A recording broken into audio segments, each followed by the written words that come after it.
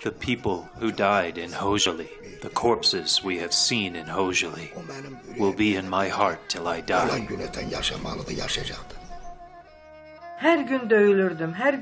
They beat and tortured me every day. Every day. The beating was so harsh that I was unable to stand. I wish I would have died in the forest rather than be captured by them. On the night from February 25th to 26th, 1992, Armenian troops attacked the town of Khojaly in the Nagorno-Karabakh region of Azerbaijan. 613 Azerbaijani civilians were killed, including over 250 children, women, and the elderly. The Human Rights Watch condemned the mass killing and called it the largest massacre in the conflict between Armenia and Azerbaijan.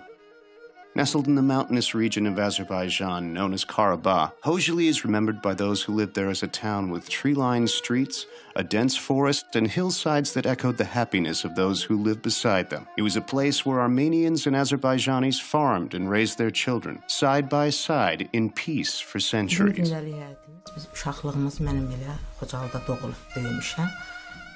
was born and raised in Khojaly. Khojaly was a very beautiful place. Our daily life was very good. Conditions were good. Cattle raising, vine growing, and tillage were the main agricultural activities in Khojaly. We used to farm in our yard. I was married in 1980 and had 3 children. We had everything we needed, and we were very satisfied with our lives. Çox gözəl şəraitimiz, çox gözəl yaşayışımız var idi.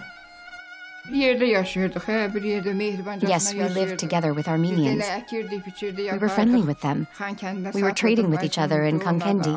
We were visiting each other's houses. We never had such problems before. The normalcy of life experienced by residents of Khojaly would be turned upside down following the collapse of the Soviet Union, to which both Armenia and Azerbaijan belonged. At the end of 1991 and the beginning of 1992, as Azerbaijan was coming out of the Soviet fog and not yet politically and economically stable, Armenia advantageously moved forward with its long-standing plans of invading and annexing Azerbaijan. Armenia mounted a systematic offensive to drive out the Azerbaijani residents of Nagorno-Karabakh and illegally claim the land as their own. Quickly, the conflict turned into a full-blown war. Armenia, with Russian military assistance, invaded Azerbaijan and seized 20% of Azerbaijan's internationally recognized territory. The invasion was followed by brutal ethnic cleansing, resulting in the expulsion of over 800,000 Azerbaijanis from their homes. The ordeal began in November of 1991 when the roads in and out of Khojaly were closed.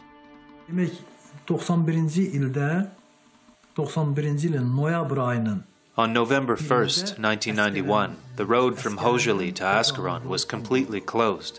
Thus, all the highways in Khojaly were closed. Khojaly was completely besieged, and on November 1st, 1991, 2 Khojaly residents were killed.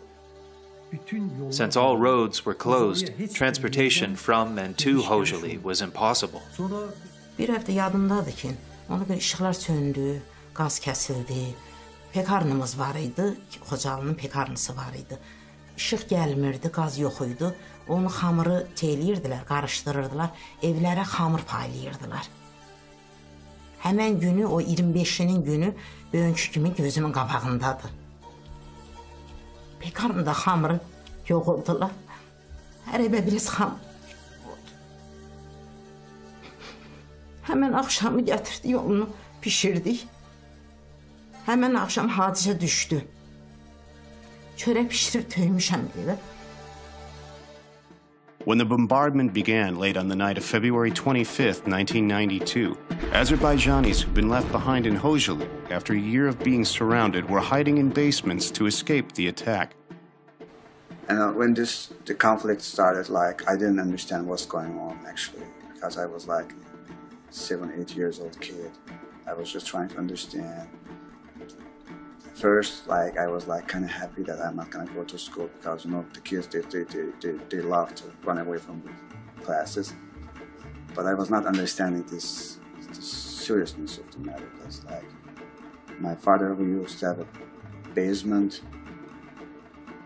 It was a concrete, it was a good shelter against the rockets. So we exactly knew when they're gonna start shelling, bombing. So at 7 p.m. my father was telling us, okay, it's time to go to the basement. Because now they're gonna start bombing. And we actually had like food, blankets, pillows, other necessary things to survive in the basement. In short, we fled and found a shelter in a basement again. Then we saw that they had already entered the town. The Armenians burned the town haystacks and were approaching by putting fire on houses one by one. Those who managed to survive the night made the fateful decision to leave around 3 a.m. when in a hurried panic, the residents of Khojaly began fleeing in small groups without proper clothing, some with only what they'd been wearing at night. They escaped into the dark and cold February night. We were 500 people in the group. Majority of the people, babies, children, were frozen to death. Today, I cannot endure visualizing all of this. A baby was frozen to death before the eyes of his mother. Nobody could help him. There were 8 of us when we fled to escape. We lived in Khojaly in the upper village. Our communication junction was located in the lower village. Till we reached there, we passed over hundreds of dead bodies. It was like fire falling from the sky. There were dead bodies and wounded people all around us.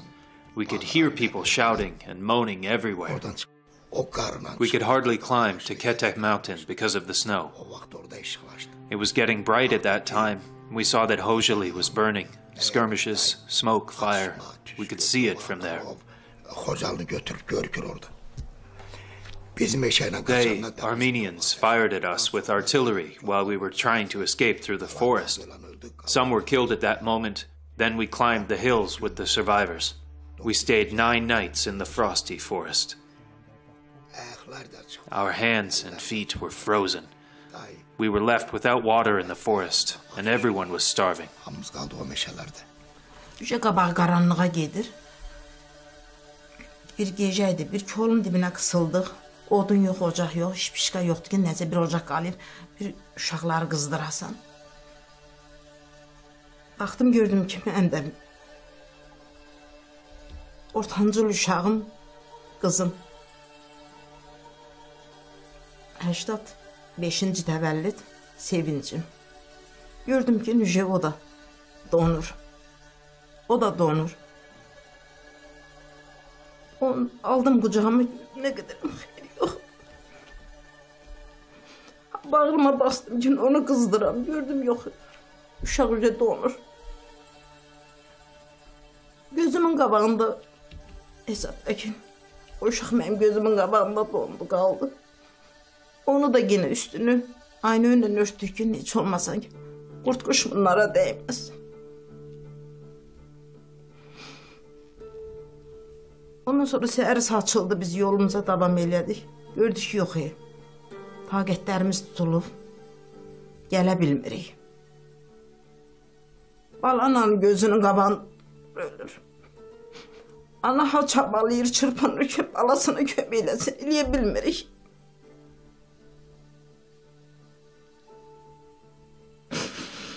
Gözümün qabağı, 10 gün biz meşədə qaldıq. 10 gün.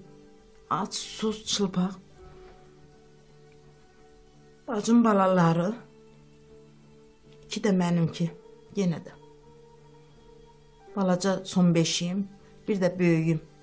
O dediyim 81-ci təvəllüd böyük oğlum. Bir də 86-cı təvəllüd balaca oğlum. Onlar həmən günü hesab ilə dondular. İndi bugünkü gündə sən 3 evlad itirəsən. Onların bir nişanələri yox. Bir ziyarətləri yox. Fevralın il dönümləri gələndə mən. Gedib o da abidələrlə təsəllim alırım.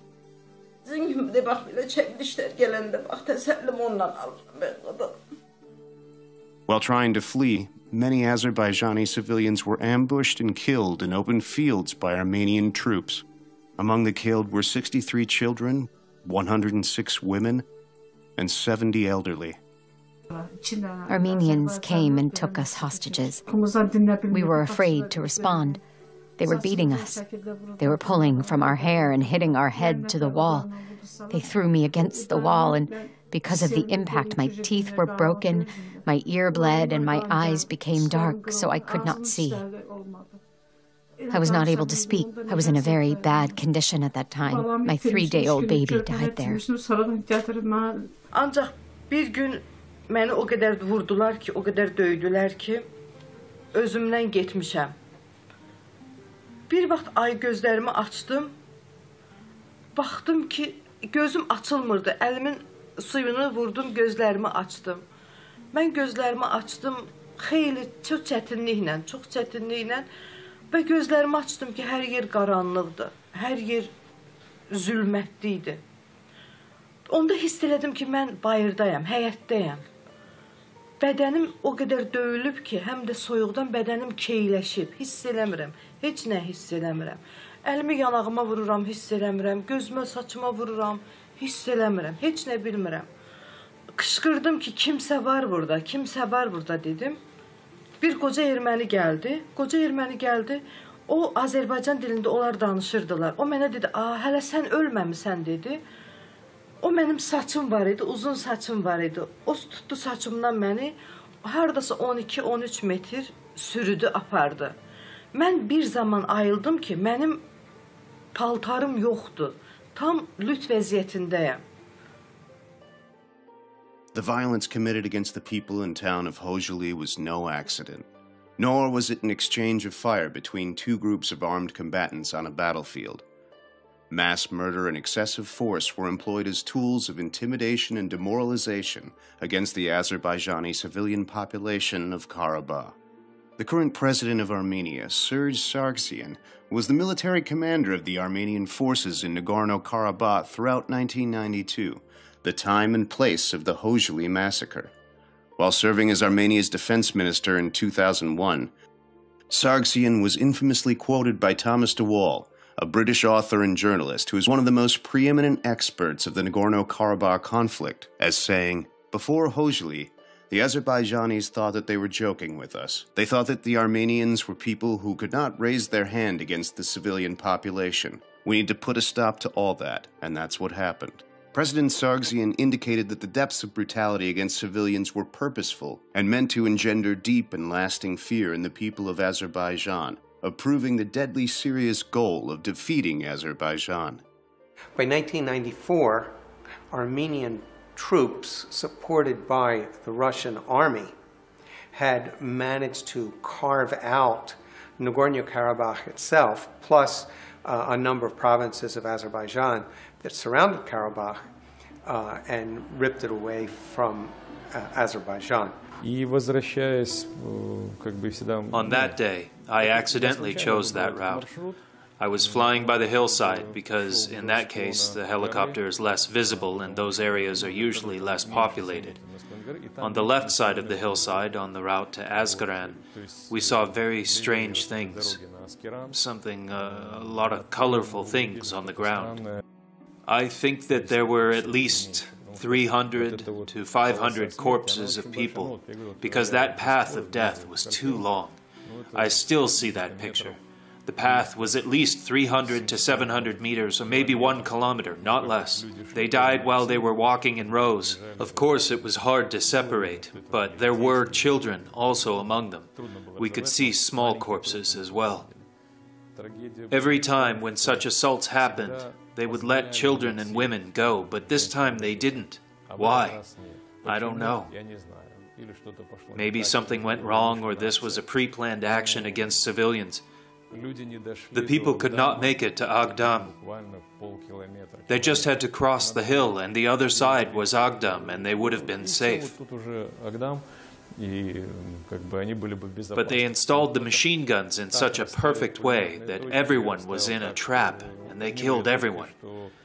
So we know that they accounted for 600 or so dead because they got the bodies and they did autopsies, which are, they did in Agdam. They took the bodies down there.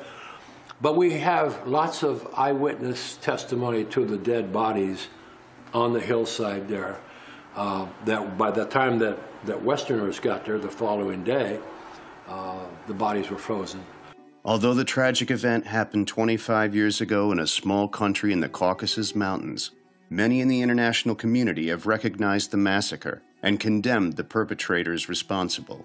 So when I learned about it, it's one thing, terrible atrocities are committed in the course of war. But with Khojaly, it's been said over and over again, the sheer barbarity of the actions. I don't know a human being alive. I'm often asked to comment on this, and of course one condemns it, but when you think about it, it's, in addition to the human toll, it's a culture, a vibrant culture was cut off and was then uprooted, at best uprooted.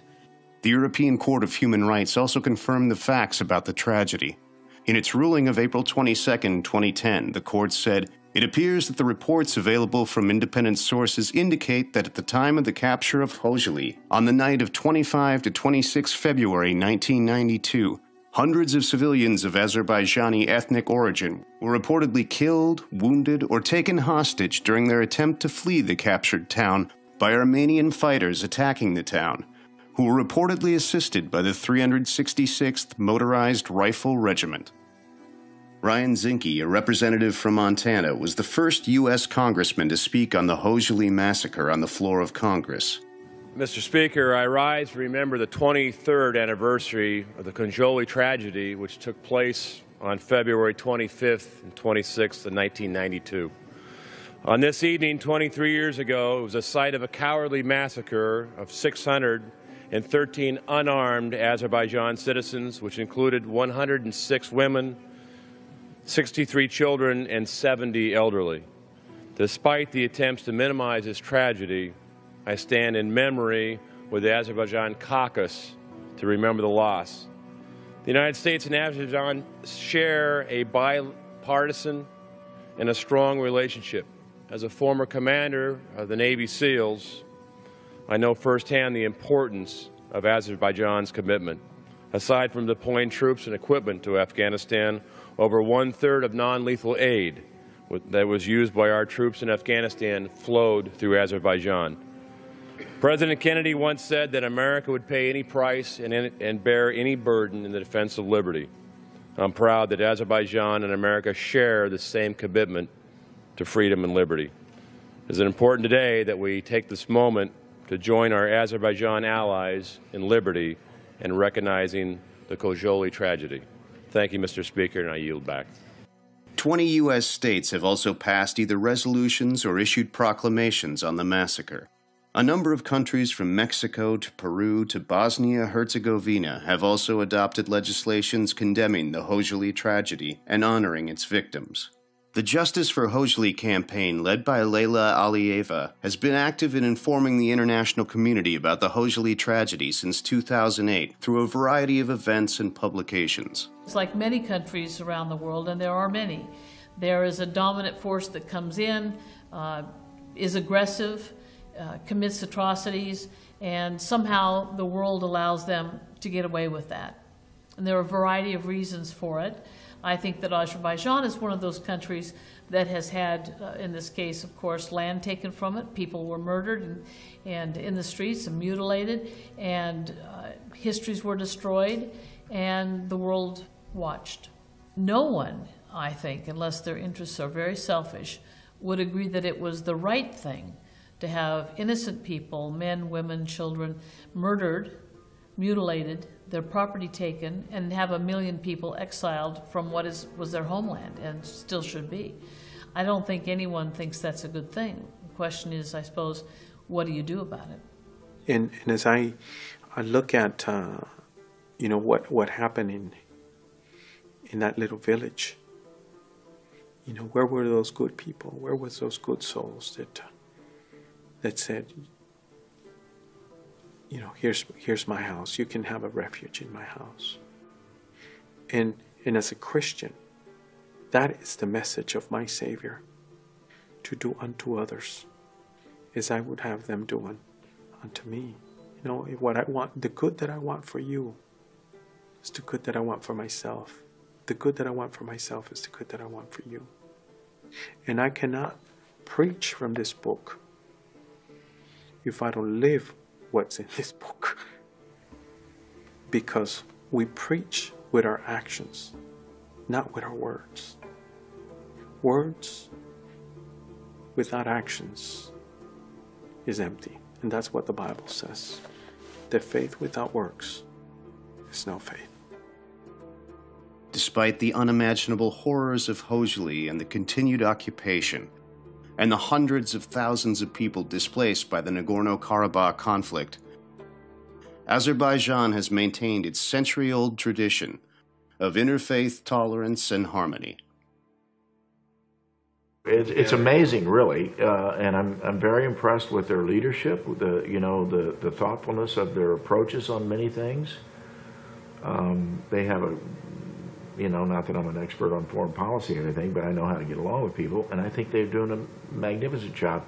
They really are the prototype for what could be certainly a solution in the Middle East. You know, if nations would adopt some of the things that they've adopted, the world would be a better place, no question.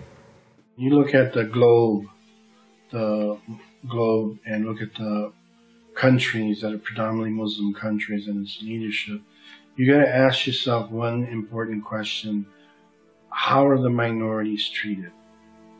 Are they safe?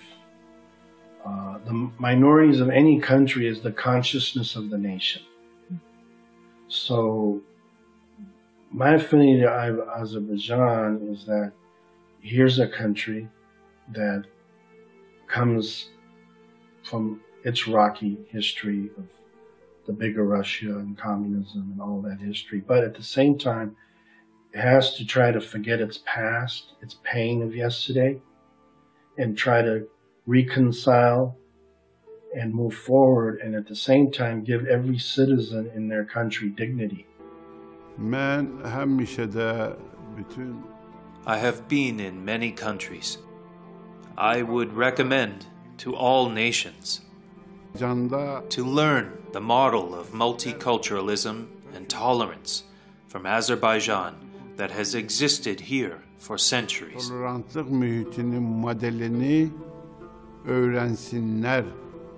Многонациональность – это богатство Азербайджана. The multiculturalism is a wealth of Azerbaijan. Neither oil, nor agriculture, nor other economic issues can raise Azerbaijan, if not its multiculturalism. Смешение культур, смешение кровей. The mixture of culture, blood, and religion shows the enormous potential Azerbaijan has for development. Заложенный нескончаемый ресурс для развития.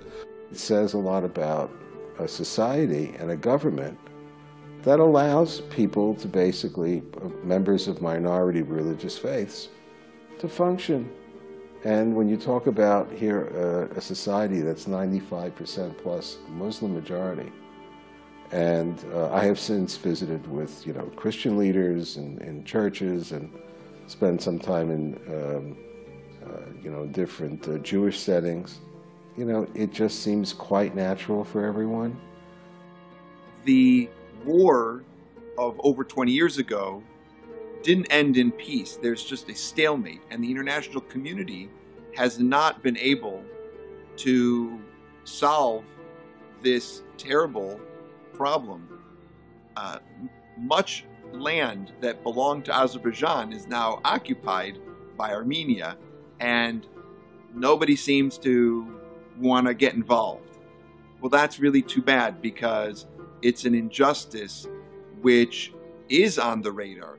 Вы знаете как? Это миф, который развеется у любого. You know, it is a myth that Azerbaijanis are enemies of Armenians. С азербайджанцами, который Most of the Armenians have good relations with Azerbaijanis outside Armenia.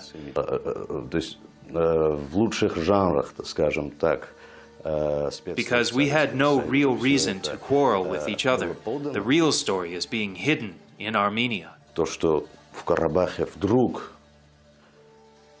What is being told is that this conflict is about liberation of Nagorno-Karabakh.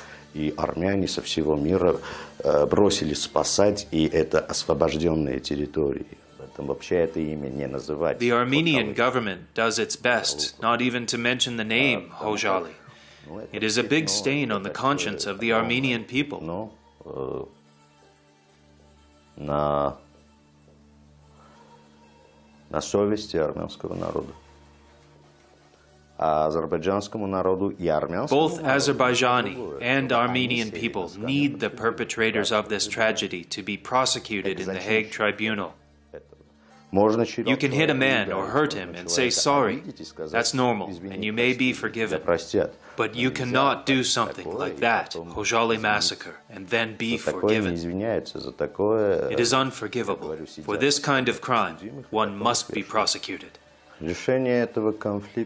I cannot say in one word how to resolve this conflict. We, as simple people of Armenia and Azerbaijan, who have the real power to solve this conflict, must understand each other.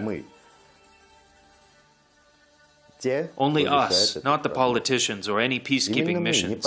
Today, if Armenians will stand up,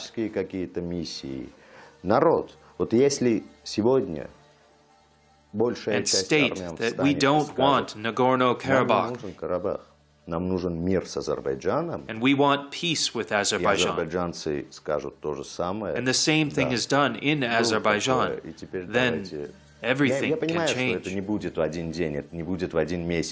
Right now, nobody can bring me my childhood back. Nobody. My childhood is lost. It's gone. My younger age class just gone lost. So those nobody is gonna. No, it's impossible to recompensate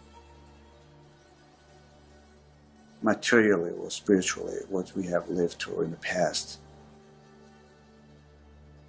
But right now, those people we lost in the war, we even lost their graves. We can't even go and lay flower or red on their graves. Right now, the biggest console we will have is to return to our homeland, Khojaly, which is still under occupation since 1992. So my message will be that I don't want to live as a refugee till end of my life. I don't want to bear this name. So I want just to return to the city I was born 34 years ago, and I want to live in Khojaly. I wish no child in the world would ever see war. I do not wish war on any country in the world. I wish all the war in the world would be over.